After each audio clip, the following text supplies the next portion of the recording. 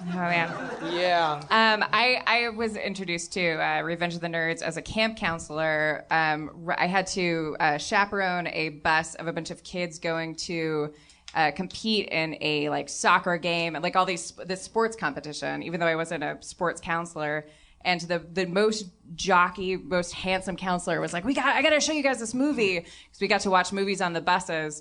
So this other counselor played Revenge of the Nerds, and it was such a crisis of self as like an uncomfortable teenager, like all these jocks laughing at it, and the entire time I was like, what did explain to me what's funny? Is it funny because you're laughing at them, or like you feel nerdy inside, or what's happening? It was like it was just so strange. I remember that too. Like all the kids were kind of like laughing, like they were like. They weren't nerds, but they loved that movie. They were like laughing. The funny thing is, over the years, I get approached by people all the time. Guys on the street will come up to me, and they are clearly jocks.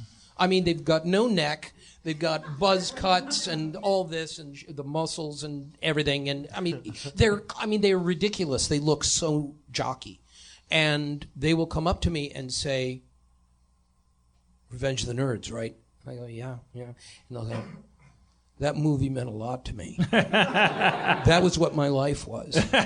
And I'm saying, thank you. That's very nice of you. And inside I'm going, fuck you. You beat up people like me. But then I started thinking over time, I was going, you know what? Even within the jock world, there's a pecking order.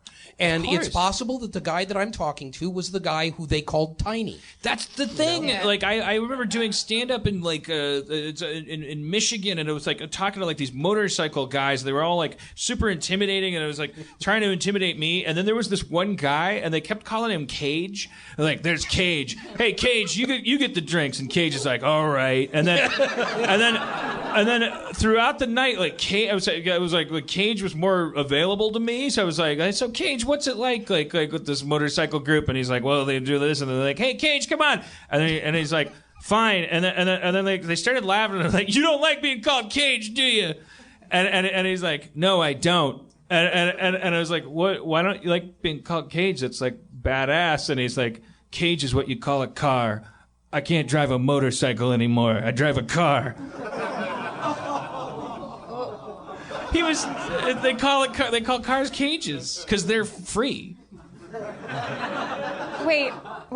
He thought that because they called him Cage, he wasn't allowed to ride a motorcycle? No. They called him. They were teasing him. His name wasn't even Cage. Had he lost his motorcycle license? Yeah, something had happened. And he couldn't drive the motorcycle. And so they were calling him like, the equivalent of calling him like Lefty because he lost his right hand. He should have taken himself so seriously. Hey, the point being that no, you're right. That's sure. Well, and everybody, it's very rare for like a cool jock to actually feel cool. Right. All the people that we think. Or it's all a continuum, and that the point is that everywhere you go, like there is no such thing. That's why the nerd movement eventually, it's like once we started gave a name to feeling like the other, it was only a matter of time before that would be mainstream, because everyone feels like the other. There's no one that you've talked to, you go to your 20-year high school reunion, nobody self-identifies as normal.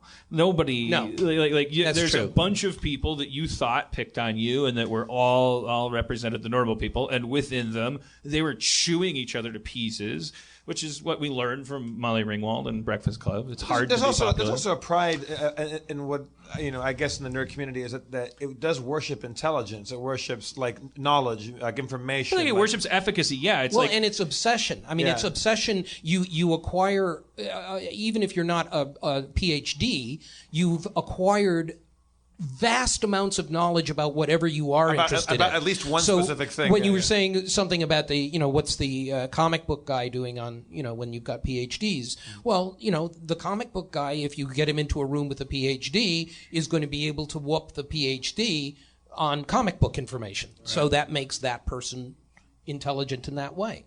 Yeah. And that's, everybody's got, their thing. And when nerds become obsessive about something, they become brilliant. Have you ever played any... Should I have stopped talking a while ago? Am I still talking?